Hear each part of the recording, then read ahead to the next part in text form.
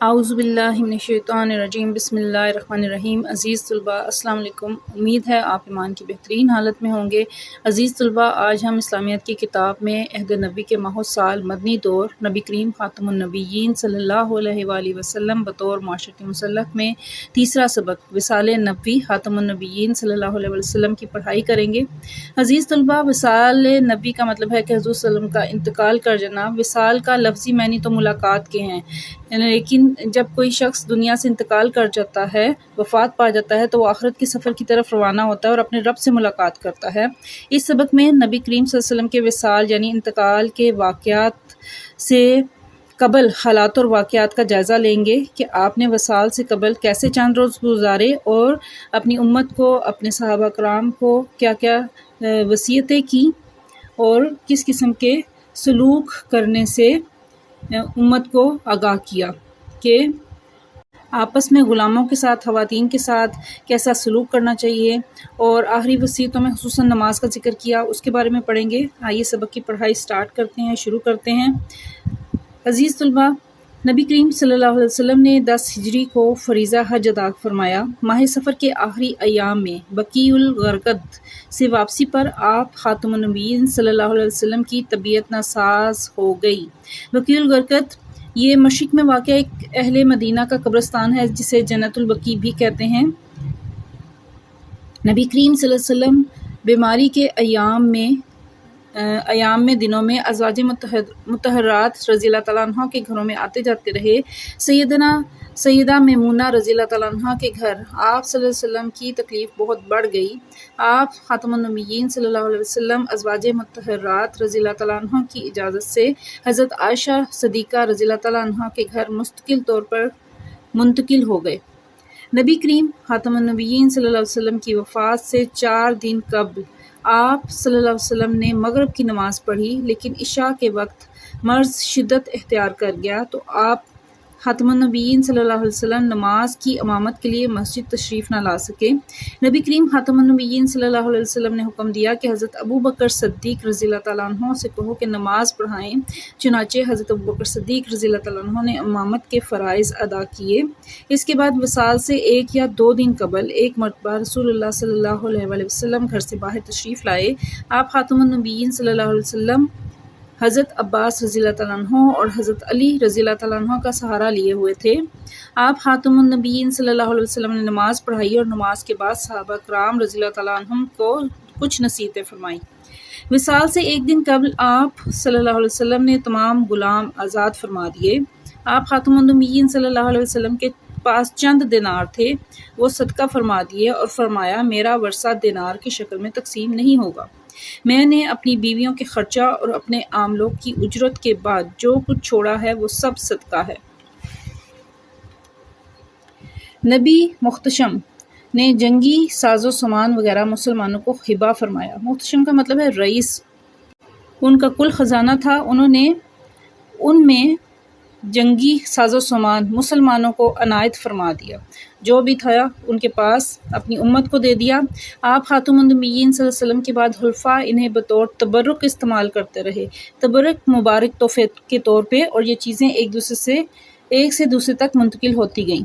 وصال کے دن صبح کی نماز کے وقت آپ خاتم النبیین صلی اللہ علیہ وسلم نے اچانک حضرت عائشہ صدیقہ رضی اللہ تعالیٰ عنہ کے حجرے سے پردہ اٹھایا۔ صحابہ کرام رضی اللہ تعالیٰ عنہ کو نماز پڑھتے دیکھا تو خوش ہو کر مسکرائے۔ حضرت ابو بکر صدیق رضی اللہ تعالیٰ عنہ امامت کروا رہے تھے، وہ آپ صلی اللہ علیہ وسلم کو مصلی پر جگہ دینے کے لیے دوران نماز ہی میں پیچھے ہٹنے لگے تو آپ خاتم النبیین صلی اللہ علیہ وسلم نے دستے مبارک سے اشارہ فرمایا کہ نماز جاری رکھو، پھر پردہ گرا دیا۔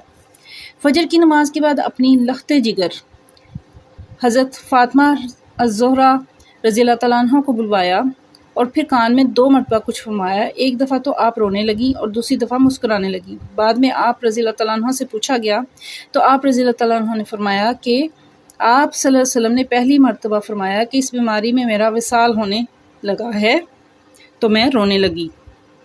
پھر آپ صلی اللہ علیہ وسلم نے فرمایا مت روئیں، میرے اہل بیت میں تم ہی سب سے پہلے مجھے ملو گی۔ اس پر وہ مسکرانے لگی۔ حضرت فاطمہ رضی اللہ تعالیٰ عنہ تعصب بھرے لہجے میں کہنے لگیں، تعصب افسوس بھرے، ہائے میرے بابا کی تکلیفیں۔ آپ خاتم النبیین صلی اللہ علیہ وسلم نے اس پر ان سے ارشاد فرمایا، آج کے بعد تمہارے بابا کو کوئی تکلیف نہ ہوگی۔ جناب رسول اللہ صلی اللہ علیہ وسلم کے سامنے لکڑی یا پتھر کا پانی سے بھرا ایک برتن تھا۔ آپ بار بار اپنا دست مبارک پانی میں ڈالتے، چہرے پر ملتے اور فرماتے، لا الہ الا اللہ، بلا شبہ موت کی بڑی سختیاں ہیں۔ اسی دن حضرت اسامہ بن زید رضی اللہ تعالیٰ عنہ حاضر خدمت ہوئے۔ آپ خاتم النبیین صلی اللہ علیہ وسلم نے ان کے لیے اشارے سے دعا فرمائی۔ نبی کریم خاتم النبیین صلی اللہ علیہ وسلم اپنی بیماری کے ان ایام میں کئی بار صحابہ کرام رضی اللہ تعالیٰ عنہ سے مخاطب ہوئے اور انہیں مختلف وصیتیں فرمائیں، وصیتیں آخری ہدایات دیں، انصار کے ساتھ حسن سلوک کی وصیت فرمائی اور فرمایا کہ وہ میرے قلب و جگر ہیں، انہوں نے اپنی ذمہ داری پوری کی اور ان کے حقوق رہ گئے ہیں۔ نبی کریم صلی اللہ علیہ وسلم نے اپنی وفات سے قبل ارشاد فرمایا، اللہ تعالیٰ نے اپنے ایک بندے کو دنیا اور اس کی رونقیں دکھائی ہیں، لیکن اس نے اپنے لیے آخرت کو پسند کیا ہے۔ حضرت ابوبکر صدیق رضی اللہ تعالیٰ عنہ نے جب یہ بات سنی تو سمجھ گئے کہ وہ بندے خود رسول اللہ صلی اللہ علیہ وآلہ وسلم ہیں۔ یہ سن کر حضرت ابوبکر صدیق رونے لگے۔ لوگوں نے حیران ہو کر ان کی طرف دیکھا، کیونکہ لوگ اس جملے کی گہرائی کو نہ سمجھ سکے تھے۔ نبی کریم خاتم النبیین صلی اللہ علیہ وسلم نے وفات سے چند لمحے قبل سیدنا حسن رضی اللہ تعالیٰ عنہ اور سیدنا حسین رضی اللہ تعالیٰ عنہ کو بلا کر چوما اور ان کے ساتھ حسن سلوک کی وصیت فرمائی۔ پھر صحابہ کرام رضی اللہ تعالیٰ عنہ کو نماز کی حفاظت اور زیر دست افراد یعنی غلاموں اور عورتوں سے حسن سلوک کی وصیت فرمائی۔ جب آپ صلی اللہ علیہ وسلم کے آخری لمحات کا آغاز ہوا تو اس وقت سر مبارک سیدہ حضرت عائشہ رضی اللہ تعالیٰ عنہ کی گود میں تھا۔ عزیز طلبہ، ہمارے پہلے مختصر سوال کا جواب بھی یہی ہے کہ نبی کریم کی آخری لمحات میں وصیت کیا تھی؟ وصیت تھی، یہ اس طرح سے شہ سرخی بنائیں گے اور جواب اس کا یہاں سے نبی کریم صلی اللہ علیہ وسلم نے وفات سے چند لمحے قبل سیدنا حسن اور حسین رضی اللہ تعالیٰ عنہ کو بلا کر چوما اور ان کے ساتھ حسن سلوک کی وصیت فرمائی، یہاں سے لے کے زیر دست افراد سے حسن سلوک کی وصیت فرمائی، یہاں تک پہلے مختصر سوال کا جواب ہے۔ جب آپ خاتم النبیین صلی اللہ علیہ وسلم کے آخری لمحات کا آغاز ہوا تو اس وقت سر مبارک سیدہ عائشہ صدیقہ رضی اللہ تعالیٰ عنہ کی گود میں تھا۔ آپ رضی اللہ تعالیٰ عنہ کے بھائی حضرت عبد الرحمن بن ابی بکر رضی اللہ تعالیٰ عنہ ہاتھ میں مسواک لیے حاضر ہوئے۔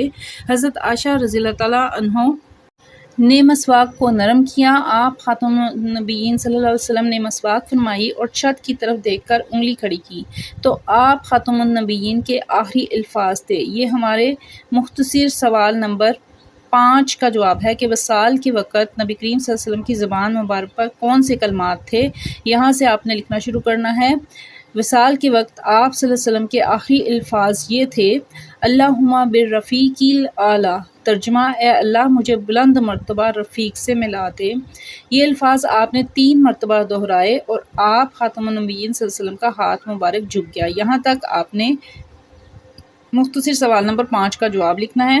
جس وقت آپ خاتم النبیین صلی اللہ علیہ وسلم اس دنیا سے تشریف لے گئے تو چاشت کا وقت تھا۔ چاشت دن چڑھے کا وقت ہے، یعنی کہ سورج نکلنے کے 2 گھنٹے 3 گھنٹے بعد کا جو وقت ہے وہ چاشت کا وقت ہوتا ہے۔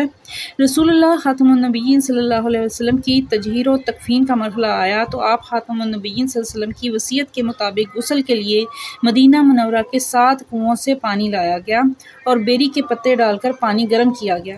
حضرت علی، حضرت عباس، حضرت فضل بن عباس، حضرت قشم بن عباس، حضرت اسامہ بن زید اور آپ خاتم النبیین صلی اللہ علیہ وسلم کے غلام حضرت شکران رضی اللہ تعالیٰ عنہ نے آپ صلی اللہ علیہ وسلم کو غسل دیا۔ ہمارے چوتھے سوال کا جواب، صحابہ کرام رضی اللہ تعالیٰ عنہ نے نبی کریم صلی اللہ علیہ وسلم کی نماز جنازہ کس طرح ادا کی؟ اس کی شہ سرخی بنائیں گے کہ نبی کریم صلی اللہ علیہ وسلم کا نماز جنازہ، یہاں سے آپ لکھیں گے کہ آپ خاتم النبیین صلی اللہ علیہ وسلم کا نماز جنازہ باقاعدہ جماعت کی شکل میں ادا نہیں کیا گیا، بلکہ لوگ گروہ در گروہ حاضر ہوتے رہے اور اللہ تعالیٰ کی حمد و ثنا نبی کریم صلی اللہ علیہ وسلم پر درود و سلام اور دعا کرتے رہے۔ یہ ہمارے چوتھے مختصر سوال کا جواب ہے۔ ہمارے دوسرے مختصر سوال کا جواب کہ نبی کریم صلی اللہ علیہ وسلم کی لحد مبارک کس نے تیار کی، اس کا جواب پڑھتے ہیں۔ جب اہل بیت اطہار اور صحابہ کرام بیت اطہار یعنی کہ گھر والے، ان کی ازواج مطہرات اور صحابہ کرام رضی اللہ تعالیٰ عنہ بارگاہ رسالت میں ہدیہ درود سلام پیش کر چکے تو حضرت ابو طلحہ رضی اللہ تعالیٰ عنہ نے لخت والی بغلی قبر تیار کی۔ یہ ہمارے دوسرے مختصر سوال کا جواب ہے۔ اس کی شہ سرخی نبی کریم صلی اللہ علیہ وسلم کی لخت مبارک یہ لکھیں گے۔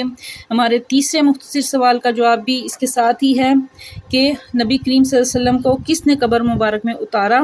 تو نبی کریم صلی اللہ علیہ وسلم کو قبر لحد میں اتارنے کا شرف اس طرح سے ہم لکھیں گے کہ نبی کریم صلی اللہ علیہ وسلم کو لحد میں اتارنے کا شرف حضرت علی، حضرت عباس، حضرت کشم بن عباس، حضرت فضل بن عباس رضی اللہ تعالیٰ عنہ کو حاصل ہوا۔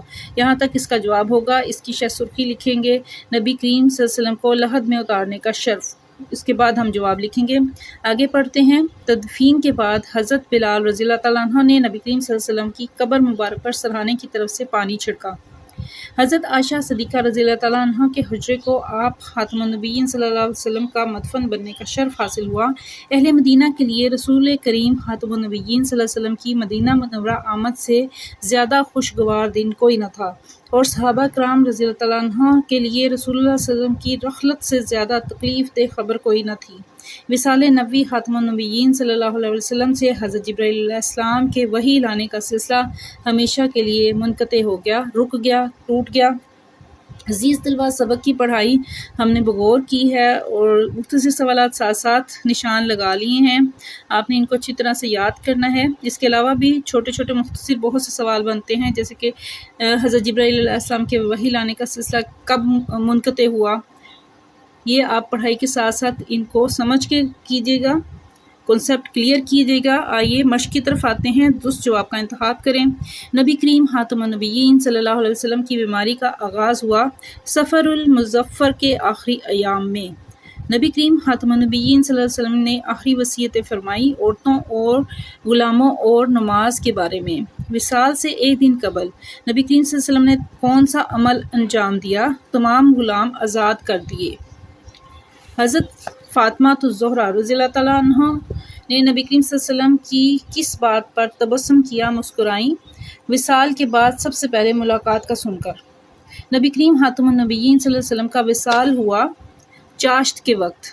جی عزیز طلباء، مختصر سوالات ہم نے ساتھ ساتھ کر لیے تھے۔ ہمارا تفصیلی سوال ہے کہ وصال نبوی خاتم النبیین صلی اللہ علیہ وسلم پر نوٹ تحریر کریں۔ آئیے اس کو سمجھتے ہیں کہ یہ سوال ہم نے کیسے حل کرنا ہے۔ سٹارٹ میں ہم نے سب سے پہلے شہ سرخی لکھنی ہے کہ وصال نبوی صلی اللہ علیہ وسلم، جتنے سٹار والے پوائنٹ ہیں یہ سب شہ سرخیاں ہیں اس سوال کی۔ اس کی پڑھائی کرتے ہیں اور سبق کی پڑھائی ہم کر چکے ہیں، اس چیز کو سمجھنا آسان ہوگا۔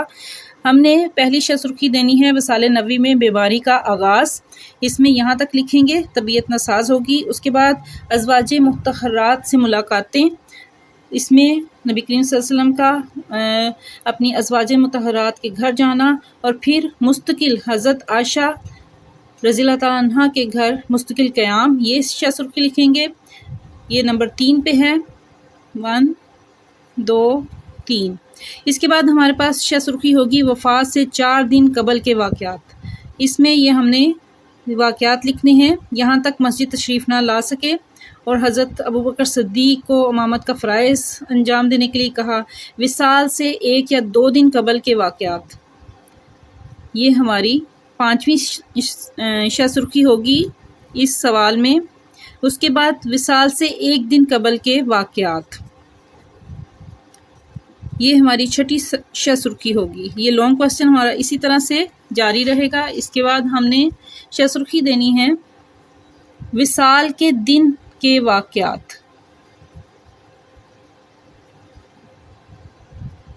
7ویں شہ سرخی ہے اس دن کیا ہوا کہ حضرت عائشہ کے حجرہ سے پردہ اٹھایا تو صحابہ نماز پڑھ رہے تھے، آپ دیکھ کر خوش ہوئے۔ حضرت ابوبکر صدیق نے جگہ دینی چاہیے لیکن آپ نے انہیں منع کر دیا اور نماز جاری رکھنے کا کہا۔ پھر فجر کی نماز فجر کے بعد حضرت فاطمہ سے ملاقات، یہ ہماری 8ویں شہ سرخی ہوگی اس سوال میں۔ یہ یہاں تک ہم لکھیں گے۔